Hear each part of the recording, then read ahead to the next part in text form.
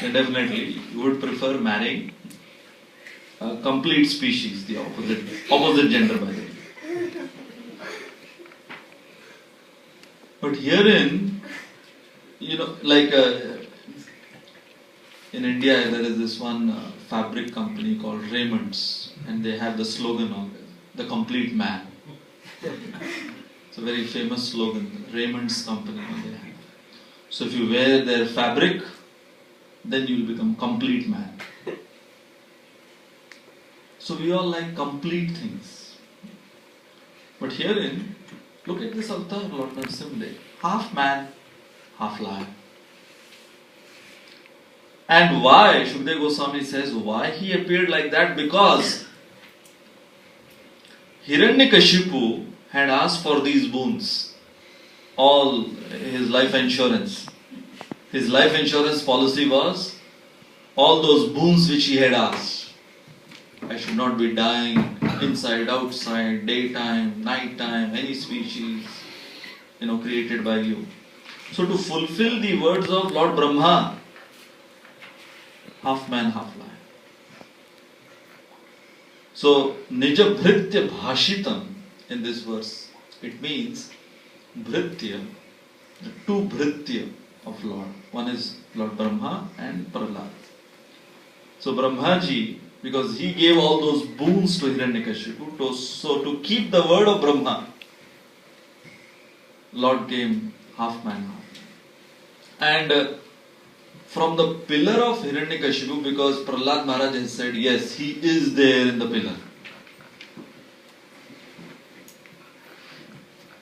Now many times our ISKCON dramas, Narasimhadev dramas, you had this here, Narasimhadev drama.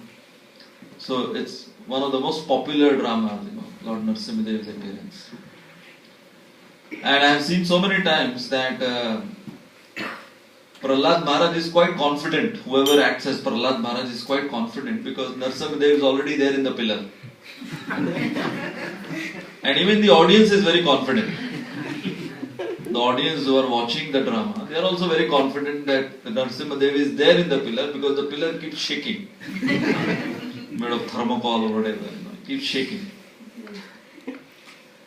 One time in Bombay, the one who was enacting as Lord Narasimhadev, so they had made a special mask, a lion's face, special mask they had made for him. And it was so huge that when he came out of the pillar, he was not able to see anything. All the fog machines, so they started with the fog machines and those strobe lights. So he was not able to see and he was not able to locate Hiranyakashipu. So he caught hold of Prahlad.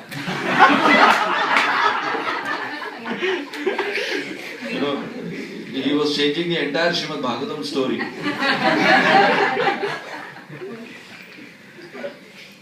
So Prahlad, his confidence when Hiranyakashipu is asking Prahlad, you are speaking of your Vishnu.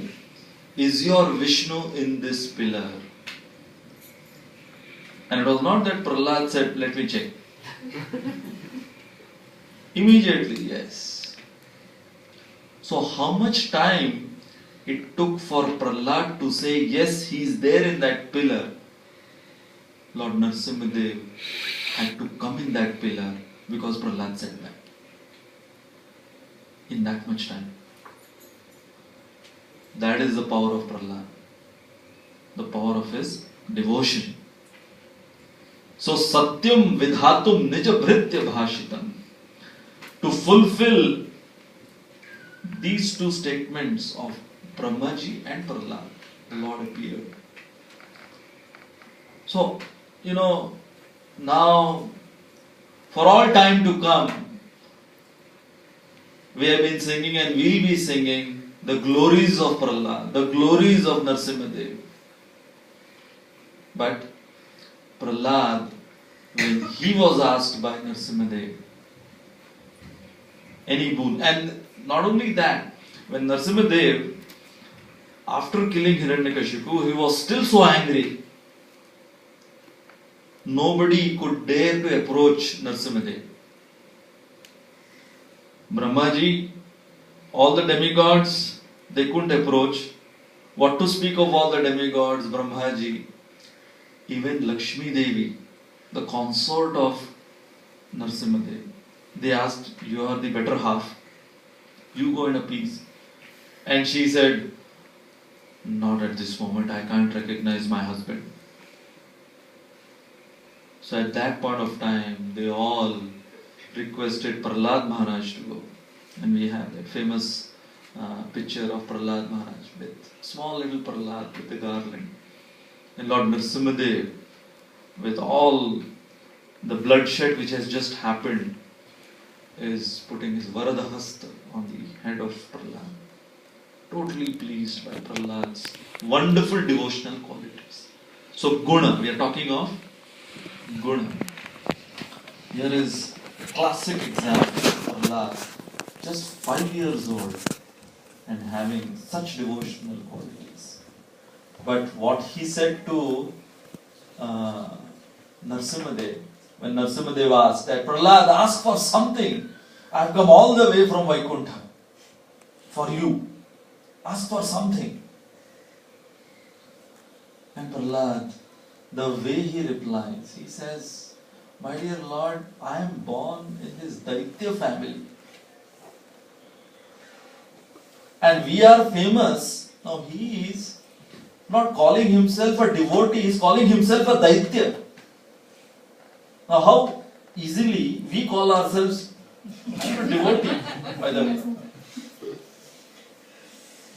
Like many times, when devotees get initiated, so once they get initiated, even before initiation, everyone calls you Prabhu, Prabhu. So first time, after coming to ISKCON, someone is calling me Prabhu. So it gets into our system so much that many times we also address ourselves when we are speaking on Prabhu. So I am Sikshastakam Prabhu speaking. Here Prahlad Maharaj is saying, I am born in a demoniac family. Prahlad was a Mahajan. And he's saying, I am born in a demoniac family. So please don't tempt me, Prahlad is saying, don't tempt me by offering these benedictions. And moreover, my dear Lord, this is not a business deal. That I worshipped you, I offered everything of mine to you and then you fulfill some of my desires. No. One of the very, very significant prayers of Prahlad, which is my favorite. Prahlad, he prays, if you really want to benedict me, please protect me from my own material desires. This is one of my favorite prayers. And this is something for a sadhaka like us, very, very pertinent to offer such kind of prayers. That, in fact, in Narasimha Puran it's mentioned that one devotee was worshipping Lord Nrsimhadev. So he asked Lord Nrsimhadev that, Lord Nrsimhadev, kindly kill all my enemies. So all the different weapons Lord Nrsimhadev carries in his 16 arms, so all those weapons, they sprang up from the deity. So he was in front of the deity and all those weapons, they came out from the altar. So he was like very much excited. Wow, this is instant protection. I just asked Lord Nrsimhadev, kindly protect me from my enemies, and instantly the weapons are coming out. And the weapons started charging towards this devotee. He was like, coming towards me? Why? And then Lord Nrsimhadev said, because your real enemies are within your heart. The 6 anarthas. So be careful what we pray to Lord Narasimha. So Prahlad Maharaj, so humble, although having all such saintly qualities. There is a chapter in the 7th canto, the saintly qualities of Prahlad. And here is Prahlad, who is telling to Lord Narasimha that I am born in a demoniac family. Don't tempt me, my dear Lord, by offering such benedictions unto me. Then the second Abhiman is Pada Abhiman. And we have Ambarish Maharaj. Ambarish Maharaj, who was the king of the planet. Not just any ordinary politician of some little country. He was a king of the planet. And he was not like, someone who becomes the king of some place for a while and then thrown out of the throne and then someone else takes over. For ages, Ambarish Maharaj was honored, respected by his subjects, by everyone. And then that pastime takes place of Durvas Muni offending Ambarish Maharaj. So we have Durvas Muni, who comes uninvited. He was not invited. So he comes uninvited, and that too when Ambarish Maharaj had just finished his fasting for so many days. And he was about to break his fast. And he was doing it for the subjects. And Durvas Muni takes the offense that you drank water before offering me something. Now Ambarish Maharaj was such a devotee that Lord Vishnu had gifted Ambarish Maharaj his own Sudarshan Chakra. So Lord Sudarshan Chakra was lying with Ambarish Maharaj. And Ambarish Maharaj at that point of time, he told to Lord that, please, this is your Abhushan. The Sudarshan Chakra is your Abhushan. Lord said, no. You will require this. Keep this with you. Now Ambarish Maharaj knew he had the Sudarshan Chakra of Lord Vishnu. And here is Durvas Muni, who took out that demon from his body, from his hair follicle, and asked that demon to kill Ambarish Maharaj. Till that point of time, Ambarish Maharaj just folded hands. Yes, I have offended you. I drank water before I offered anything to you. He didn't call for Sudarshan Chakra. Ambarish Maharaj didn't say, you want to see what I can do? You want to see what do I have to counteract this silly demon? No. Very humbly. He was not having Pada Abhiman. And Durvas Muni, so Sudarshan, then the story says that Sudarshan started chasing behind Durvas Muni. So on its own, Sudarshan, Ambarish Maharaj never summoned Sudarshan. On its own, Sudarshan started chasing behind Durvas.